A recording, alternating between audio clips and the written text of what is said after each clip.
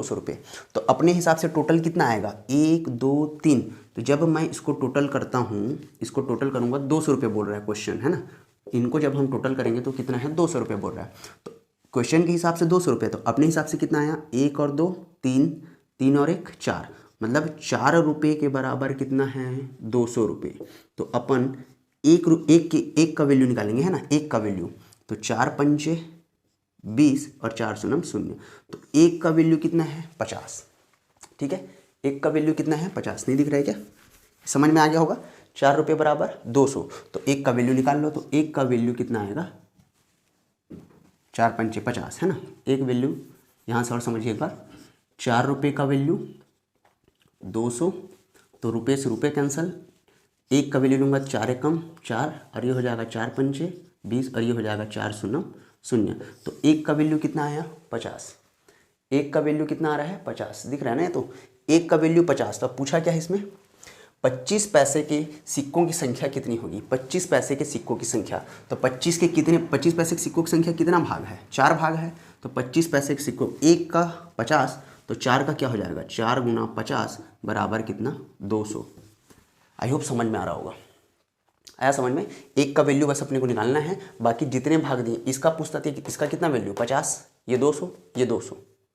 ठीक है, तो 25 पैसे के सिक्कों की संख्या कितनी है, 200। 200 इसका, 200 इसका और 50 इसका, तो 2 2 4 और 50, 450 सिक्के हैं। अगर सिक्के पूछते टोटल कितने हैं तो। ठीक है, चलिए अब बढ़ते हैं अपन लास्ट जो है इनकम, आय और खर्च पे, है ना। देखिए आय क्या होता है पहले समझते हैं, है ना। आय बराबर क्या होता है, आय बराबर होता है खर्च प्लस बचत। ठीक है, कितना खर्चा किया कितना बचत किया, दोनों को मिला देंगे तो पता चल जाएगा कि सामने वाले की आय कितनी है। ठीक है, अपन थ्योरी में नहीं चलते हैं, डायरेक्ट मैं शॉर्टकट में, मतलब क्वेश्चन कैसे बनाते हैं वहाँ चलते हैं अपन। ठीक है, देखिए बोला है ए और बी के आय का अनुपात 5:3 है। दो बंदे हैं, एक बंदा ए है, दूसरा बंदा बी है। बोला उन दोनों के आय का अनुपात, ठीक है दिख रहा है, आय लिखा हूँ, ठीक है। इन दोनों के आय का अनुपात कितना है, 5:3। तो ये है 5:3। इन दोनों के आय का अनुपात कितना है, 5:3। ठीक है, एवं उनके व्यय, व्यय मतलब खर्च, व्यय का अनुपात, व्यय का अनुपात, आय का अनुपात 5:3 और व्यय का अनुपात है 9:5। ठीक है, तो उनकी मासिक आय क्या है। अगर एक बंदा 1300 रुपये बचत करेगा, अब आय आया, कुछ खर्च किया, बचत करेगा, तो ए जो है 1300 रुपये बचा रहा है और बी जो है 900 रुपये बचा रहा है। ठीक, क्वेश्चन समझिए। ए और बी दो बंदे हैं, इन दोनों के आय का अनुपात, जो इनकम है उसका अनुपात है 5:3 है। ठीक है, और जो उन्होंने खर्च किया उस खर्च का अनुपात है 9:5। ये 9 भाग खर्चा कर रहा है, ये 5 भाग खर्चा कर रहा है। ठीक है, क्लियर है। अब महीने के अंत में ये बंदा 1300 रुपये बचाता है और महीने के अंत में ये जो है 900 रुपये बचाता है। ठीक है ना, तो उनकी मासिक आय क्या है, ए की मासिक आय क्या है और बी की मासिक आय क्या है। हो सकता है दोनों का पूछे, हो सकता है एक का पूछे। देखिए सॉल्व कैसे करना है। ये हो गया 5 पंचे 25, ठीक है, और 9 तिया कितना 27। तो 27, बड़ा छोटा देखना हमेशा, 27 और 25 का अंतर कितने का आएगा, 2 का। तो यहाँ नोट कर लेना 2। ठीक है, दिख रहा है ना, ये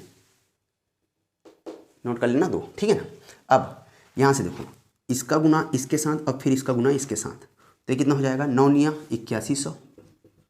इस 9 का गुना 900 से, तो 9 निया 8100, और इसका गुना इससे करेंगे तो 13 पंचे कितना 6500।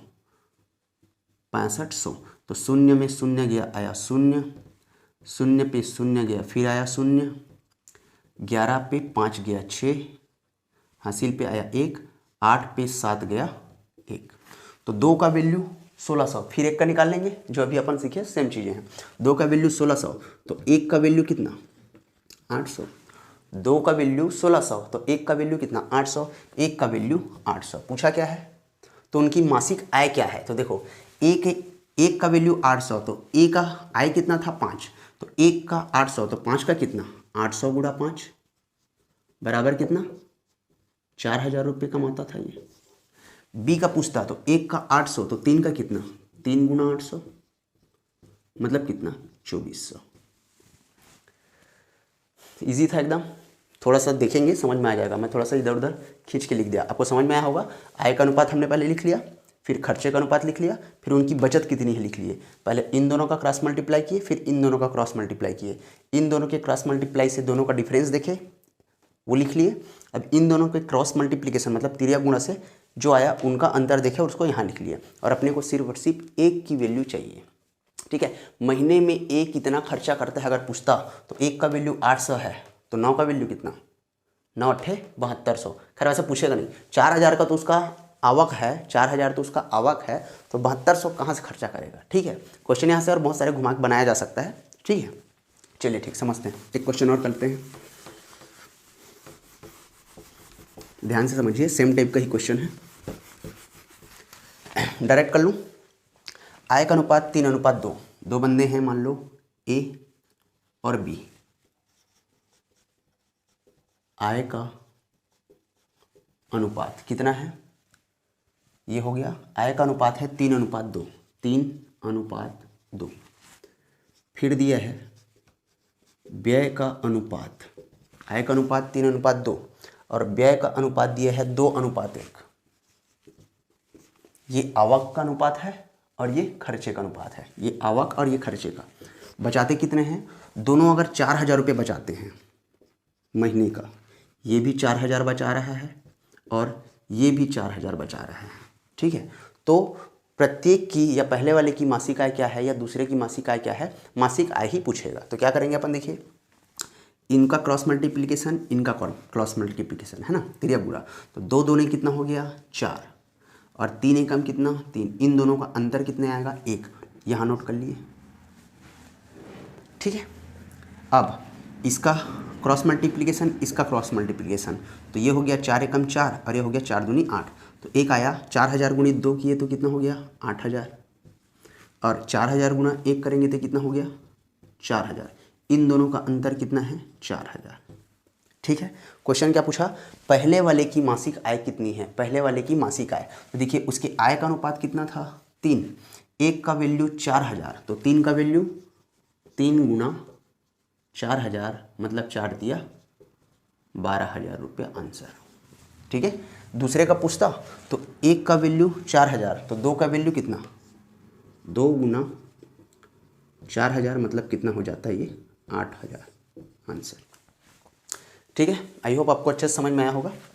ये था आपका आय और व्यय और बचत, ठीक है। आय व्यय और बचत का कॉन्सेप्ट, ठीक है। आई होप आपको समझ में आया होगा। इससे ज़्यादातर क्वेश्चन रेशियो से नहीं बनते हैं और इससे बहुत तरीके से क्वेश्चन अपन बना सकते हैं। वो थोड़ा सा सीजीएल लेवल का होता है, ठीक है। इसके बाद अपन नेक्स्ट क्लास में नेक्स्ट चैप्टर में अपन चलेंगे एवरेज। एवरेज के बाद जो भी चीज़ें आपकी इधर है थोड़ा सा क्लास 1-2 एक्स्ट्रा हो सकती है। बाकी अपन कोशिश करेंगे कि जितने कॉन्सेप्चुअल है जो चीज़ें अपने काम की है उन्हीं चीज़ों पर अपन फोकस करें, ठीक है।